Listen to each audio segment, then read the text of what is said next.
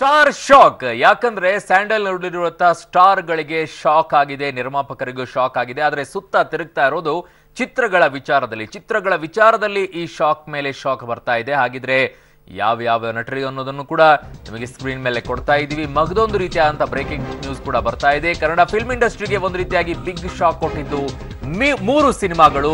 KGF, villain, ನಟ ಸಾರ್ವಭೌಮ ಸಿನಿಮಾಗಳೇ target. ಯಾಕೆ ಏನು ಎಲ್ಲ ವಿಶ್ಲೇಷಣೆಯನ್ನ ನಿಮ್ಮ ಮುಂದೆ ಇಡ್ತಾ ಹೋಗ್ತೀವಿ ಈ ಬುಲೆಟಿನ್ ನಲ್ಲಿ.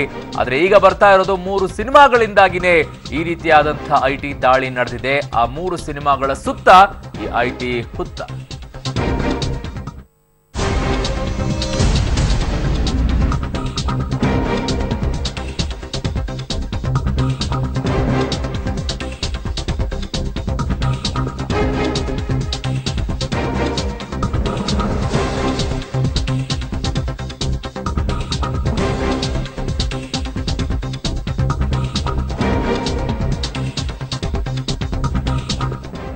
ಇವತ್ತಿನ ಐಟಿ ದಾಳಿಗೆ ಈ ಮೂರು ಸಿನಿಮಾಗಳೇ ಅತ್ಯಂತ ಪ್ರಮುಖವಾಗಿರುವಂತಹ ಕಾರಣಗಳು. ಈ ಮೂರು ಸಿನಿಮಾಗಳಿಂದ ಯಾರ್ಯಾರಿಗೆ ಏನೇನಾಯ್ತು, ಯಾಕಾಯ್ತು, ಪಬ್ಲಿಕ್ ಟಿವಿಯಲ್ಲಿ ಕಂಪ್ಲೀಟ್ ಆಗಿರುವಂತಹ ಡೀಟೇಲ್ಸ್ ಅನ್ನ ನಿಮಗೆ ಕೊಡ್ತೀವಿ. ಯಾಕೆ ಈ ಅನುಮಾನಗಳ ಹುತ್ತ ಬಂತು, ಕನ್ನಡ ಫಿಲ್ಮ್ ಇಂಡಸ್ಟ್ರಿಗೆ ಬಿಗ್ ಶಾಕ್ ಕೊಟ್ಟಂತಹ ಮೂರು ಸಿನಿಮಾಗಳು ಯಾವ್ಯಾವುದು ಅಂದ್ರೆ ಕೆಜಿಎಫ್, ವಿಲನ್, ನಟ ಸಾರ್ವಭೌಮ ಸಿನಿಮಾಗಳೇ ಟಾರ್ಗೆಟ್ ಆಗಿದ್ದು. ಈ ಮೂರು ಸಿನಿಮಾಗಳ ಸುತ್ತನೇ ಎಲ್ಲ ವಿಚಾರಗಳಿದೆ. ಮೂರು ಸಿನಿಮಾದ ಹೂಡಿಕೆದಾರರು, ನಟರ ಮೇಲೆ ಈ ಐಟಿ ದಾಳಿ ನಡೆದಿರೋದು.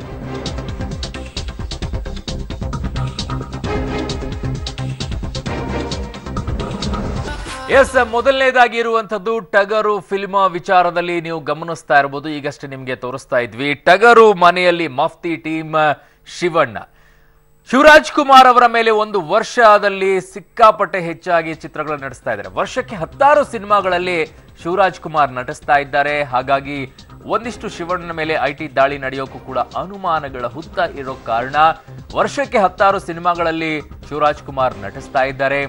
ನಟಿಸಿದ ಮಾತ್ರಕ್ಕೆ ಐಟಿ ದಾಳಿ ಯಾಕಾಗಬೇಕು, ಟ್ಯಾಕ್ಸ್ ಕಟ್ಟಿಲ್ವಾ, ಈ ಪ್ರಶ್ನೆ ನೀವು ಕೂಡ ಎತ್ತೀರಾ.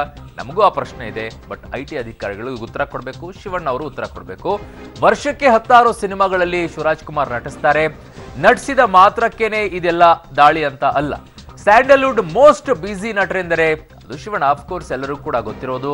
ವರ್ಷಕ್ಕೆ 10 ಸಿನಿಮಾಗಳಲ್ಲಿ ನಟಿಸ್ತಾರೆ ಅಂದ್ರೆ ಅತ್ಯಂತ ಬ್ಯುಸಿ ಆಗಿರುವಂತಹ ಏಕೈಕ ನಾಯಕ ಅಂದ್ರೆ ಅದು ಶಿವಣ್ಣ ಅವರು. ಹಾಗಾಗಿ ಶಿವಣ್ಣ ಮೇಲೆ ಆ ವಿಚಾರಕ್ಕೇನೆ ಮಾತ್ರ ದಾಳಿ ನಡೀತಾ ಅಲ್ಲ. ನಿರ್ಮಾಪಕರ ಪಾಲಿನ ಚಿನ್ನದ ಗಡಿ ಎಂದೇ ಶಿವಣ್ಣ ಹೆಸರುವಾಸಿ. ಹಾಗಾಗಿ ನಿರ್ಮಾಪಕರ ವಿಚಾರದಲ್ಲಿ ಶಿವಣ್ಣ ಅವರ ಮೇಲೆ ಈ ದಾಳಿ ನಡೀತಾ ಗೊತ್ತಿಲ್ಲ. ಅದಕ್ಕೆ ಸ್ಪಷ್ಟನೆ ಇನ್ನೂ ಕೂಡ ಬರಬೇಕಾಗಿದೆ. ಆದ್ರೆ ಸದ್ಯಕ್ಕಂತೂ ಶಿವರಾಜ್ ಕುಮಾರ್ ಅವರ ನಿವಾಸದ ಮೇಲೆ ಕೂಡ ದಾಳಿಯನ್ನ ನಡೆಸಿದ್ದಾರೆ. ನಿರ್ಮಾಪಕರ ಪಾಲಿನ ಚಿನ್ನದ ಗಣಿ ಅಂತಾನೆ ಶಿವಣ್ಣ ಅವ್ರನ್ನ ಕರೀತಾರೆ. ಕಾರಣ ಯಾವುದೇ ಚಿತ್ರವನ್ನ ಮಾಡಿದ್ರು ಕೂಡ ಅದಕ್ಕೆ ಹಾಕಿದ ದುಡ್ಡಿಗೆ ಯಾವುದೇ ರೀತಿಯಾದಂತಹ ಕೊರತೆ ಇಲ್ಲ ಅಂತ ಹೇಳ್ತಾರೆ. ಅದು ವಾಪಸ್ ಬಂದೇ ಬರುತ್ತೆ ಅನ್ನೋ ಕಾನ್ಫಿಡೆಂಟ್ ಅಲ್ಲೇ ನಿರ್ಮಾಪಕರು ವರ್ಷಕ್ಕೆ 10 ಸಿನಿಮಾಗಳನ್ನ ಶಿವಣ್ಣ ಅವರ ಚಿತ್ರವನ್ನ ಬಿಡುಗಡೆಯನ್ನ ಮಾಡ್ತಾರೆ. ಹಾಗಾಗಿನೇ ಅವರಿಗೆ ಕರೆಯೋದು ಚಿನ್ನದ ಗಣಿ ಅಂತ. ಇದರ ನಿಟ್ಟಿನಲ್ಲಿ ಈ ದಾಳಿ ನಡೀತಾ ಅಲ್ಲ. ಕಳೆದ ವರ್ಷ ಶಿವಣ್ಣ ನಟಿಸಿದಂತಹ ಬಹುತೇಕ ಸಿನಿಮಾಗಳು ಕೂಡ ಹಿಟ್ ಆಯ್ತು. ಆದ್ರೆ ನಿರ್ಮಾಪಕರು ಹಾಕಿದಂತ ಬಂಡವಾಳದ ಚಿತ್ರಗಳು ಹಿಟ್ ಆಯ್ತು. ಕಟ್ಟಿರೋ ಟ್ಯಾಕ್ಸ್ ಕರೆಕ್ಟಾಗಿ ಕಟ್ಟಿದ್ರ, ಎಷ್ಟು ಲಾಭ ಆಯ್ತು ಅನ್ನೋದನ್ನ ಘೋಷಣೆ ಮಾಡಿದ ನಂತರ ಅದಕ್ಕೆ ಟ್ಯಾಕ್ಸ್ ಸರಿಯಾಗಿ ಬಂತ, ಈ ಅನುಮಾನಗಳ ಹುತ್ತ ಸರಿಯಾಗಿ ಐಟಿ ಇಲಾಖೆಗಳಿಗಿದೆ. ಹಾಗಾಗಿನೇ ಈ ದಾಳಿ ನಡೆದಿದೆ ಅನ್ನೋ ಮಾಹಿತಿಗಳು ಲಭ್ಯವಾಗ್ತಾ ಇದೆ. ಒಂದ್ ಕಡೆ ಟಗರು ವಿಚಾರದಲ್ಲಿ, ಒಂದ್ ಕಡೆ ವಿಲನ್ ವಿಚಾರದಲ್ಲಿ, ಒಂದ್ ಕಡೆ ಮಫ್ತಿ ಸಿನಿಮಾಗಳು ಕೂಡ ಸೂಪರ್ ಹಿಟ್ ಆಗಿತ್ತು. ಕಳೆದ ಬಾರಿ ಈ ವರ್ಷ 2018ರಲ್ಲಿ ಕಳೆದ ವರ್ಷದಲ್ಲಿ ಶಿವಣ್ಣ ನಟಿಸಿದಂತಹ ಚಿತ್ರಗಳು ಟಗರು, ದಿ ವಿಲನ್, ಮಫ್ತಿ ಸಿನಿಮಾಗಳು.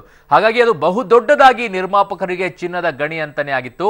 ಆ ನಿಟ್ಟಿನಲ್ಲಿ ಈ ವಿಚಾರದಲ್ಲಿನೇ ಶಿವಣ್ಣ ಅವರ ಮನೆ ಮೇಲೆ ದಾಳಿಯನ್ನ ನಡೆಸಲಾಗಿದೆಯಾ, ನಿರ್ಮಾಪಕರ ವಿಚಾರದಲ್ಲಿ ಶಿವಣ್ಣ ಅವರ ಮನೆ ಮೇಲೆ ದಾಳಿ ನಡೆದಿದೆಯಾ, ಯಾವುದು ಏನು ಅನ್ನೋದ್ರ ಬಗ್ಗೆ ಇನ್ನಷ್ಟು ಮಾಹಿತಿಯನ್ನ ಐಟಿ ಅಧಿಕಾರಿಗಳೇ ನೀಡಬೇಕಾಗತ್ತೆ. ಶಿವಣ್ಣ ಅವರು ಕೂಡ ಅದ್ರ ಬಗ್ಗೆ ಒಂದಿಷ್ಟು ಮಾಹಿತಿಯನ್ನ ಕೊಡಬೇಕಾಗತ್ತೆ. ಯಾಕಂದ್ರೆ ಸುದೀಪ್ ಅವರು ಈಗಾಗಲೇ ಮಾತನಾಡಿದ್ದಾರೆ. ವಿಚಾರದಲ್ಲಿ ಶಿವಣ್ಣ ಅವರು ಏನಾದ್ರೂ ಮಾತನಾಡ್ತಾರ ನಾವು ಗಮನಿಸಬೇಕಾಗಿದೆ. ಓಕೆ, ವರ್ಷಕ್ಕೆ 10 ಸಿನಿಮಾಗಳಲ್ಲಿ ಶಿವರಾಜ್ ಕುಮಾರ್ ನಟಿಸ್ತಾರೆ. ಸ್ಯಾಂಡಲ್ವುಡ್ ನ ಮೋಸ್ಟ್ ಬ್ಯುಸಿ ಅಂದ್ರೆ ಅದರಲ್ಲಿ ನಟ ಅಂದ್ರೆ ಅದು ಶಿವಣ್ಣ. ನಿರ್ಮಾಪಕರ ಪಾಲಿನ ಚಿನ್ನದ ಗಣಿ ಅಂತಾನೆ ಶಿವಣ್ಣ ಅವ್ರನ್ನ ಕರೀತಾರೆ. ಯಾವುದೇ ಚಿತ್ರವನ್ನ ಮಾಡಿದ್ರು ಕೂಡ ಅದಕ್ಕೆ ಹಾಕಿರುವಂತಹ ದುಡ್ಡಿಗೆ ಏನು ಲಾಸ್ ಆಗಲ್ಲ ಅನ್ನೋದನ್ನ ನಿರ್ಮಾಪಕರೇ ಬಹುತೇಕವಾಗಿ ಹೇಳ್ತಾರೆ. ಕಳೆದ ವರ್ಷ ಶಿವಣ್ಣ ನಟಿಸಿದಂತ ಬಹುತೇಕ ಸಿನಿಮಾಗಳು ಕೂಡ ಹಿಟ್ ಆಗಿತ್ತು. ಅದರಲ್ಲಿ ನೀವು ಗಮನಿಸಬಹುದು ಟಗರು, ದಿ ವಿಲನ್, ಮಫ್ತಿ ಸಿನಿಮಾಗಳು ಸೂಪರ್ ಹಿಟ್ ಆಗಿತ್ತು. ಹಿಟ್ ಆದ ಮಾತ್ರಕ್ಕೆ ಐಟಿ ದಾಳಿ ನಡಿಬೇಕಾ? ಹಾಗಲ್ಲ. ಐಟಿ ದಾಳಿ ನಡೆಯೋಕೆ ಬೇರೆ ಬೇರೆ ಕಾರಣಗಳಿರುತ್ತೆ. ನಿರ್ಮಾಪಕರು ಹಾಕಿರುವಂತಹ ಬಂಡವಾಳದ ವಿಚಾರದಲ್ಲೂ ಕೂಡ ಅನುಮಾನ ಬಂದಾಗ ನಟರ ಮೇಲೂ ಕೂಡ ದಾಳಿಯನ್ನು ನಡೆಸ್ತಾರೆ. ಆ ನಿಟ್ಟಿನಲ್ಲಿ ಈ ದಾಳಿ ನಡೆದಿದೆಯಾ? ಅದೆಲ್ಲವನ್ನ ಕೂಡ ನೋಡಬೇಕು.